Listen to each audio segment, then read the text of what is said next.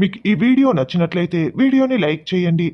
గుడి నుంచి ఇంటికి రాగానే బాగి లోపలికి వెళ్తూ మనోహరి కట్టిన ఆ తాయెత్తిని చూస్తూ ఉంటుంది. బాగికి చాలా కోపం వస్తుంది. ఆల్రెడీ బాగి చాలా కోపంగా ఇంట్లోకి అడుగు పెట్టబోతూ ఉంటే ఆ తాయెత్తుని చూడగానే బాగికి మరింత కోపం వస్తుంది. వెంటనే ఆ తాయెత్తుని తీసుకొని నేలకి విసిరి కొట్టేస్తుంది. అప్పుడే మనోహరి అక్కడికొచ్చి, "ఏయ్, ఏం చేస్తున్నావు? ఈ ఇంటికి మంచి జరగాలని నేను ఈ తాయెత్తుని కడితే నువ్వు ఎందుకు ఇలా పీకి పాడేశావు? నేను నిన్నే అడుగుతున్నది. నేను అడుగుతుంటే నువ్వు మాట్లాడకుండా అలా చూస్తూ నిలబడ్డావేంటి? ఎందుకు తీసేశావు? నిన్నే అడుగుతున్నది. చెప్పు మిస్సమ్మ, చెప్పు" అని మనోహరి అరుస్తూ ఉంటుంది. అప్పుడు బాగి చాలా కోపంగా చంపేస్తా అని వేలు చూపిస్తూ వార్నింగ్ ఇస్తూ ఉంటుంది.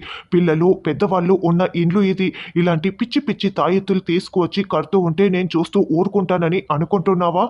చూడు, ఈ ఇంటికి ఏమీ కానంత వరకే, ఈ ఇంట్లో ఉన్నదంతా కూడా నా వాళ్ళు. నాకు నా వాళ్ళకి ఏమీ కానంత వరకే నేను చూస్తూ ఊరుకుంటాను. నా వాళ్ళకి ఏదైనా హాని తలపెట్టాలని చూసావా, అప్పుడు నేనేం చేస్తానో నాకే తెలీదు. లేదు, నాకు ఇష్టం వచ్చినట్లు చేసుకుంటూ వెళ్తూ ఉంటానని చెప్పావో, నువ్వు నాలో వేరొక రూపాన్ని చూడాల్సి వస్తుంది. నేను అలా అవతారం ఎత్తేస్తాను. నీ పని చెప్తాను. చూడు, ఇలాంటి పిచ్చి పిచ్చి పనులు ఇంకెప్పుడు చేయకు. నేను మాత్రం దీనిని కట్టనివ్వను. ఇది ఇక్కడే ఇలాగే పడి ఉంటుంది అని దానిని విసిరి కొట్టేసి బాగి చాలా గట్టిగా మనోహరికి వార్నింగ్ ఇవ్వటంతో మనోహరి ఏమీ చేయలేక అలా చూస్తుండిపోతుంది.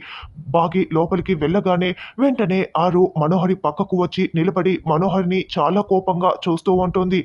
చూసావా మను, ఇప్పుడు మిస్ అమ్మ దానిని తీసేసింది. ఇప్పుడు నేను అంతా కూడా వెళ్ళగలను, తిరగలను. ఇప్పుడు నువ్వు ఇక ఎవరిని ఏమీ చేయలేవు. నేను ఉండగా నా కుటుంబాన్ని నువ్వు ఏమీ చేయలేవని ఆరు చాలా సంతోషపడుతూ మనోహరిపై కోపంగా రగిలిపోతూ చూస్తూ ఉంటుంది.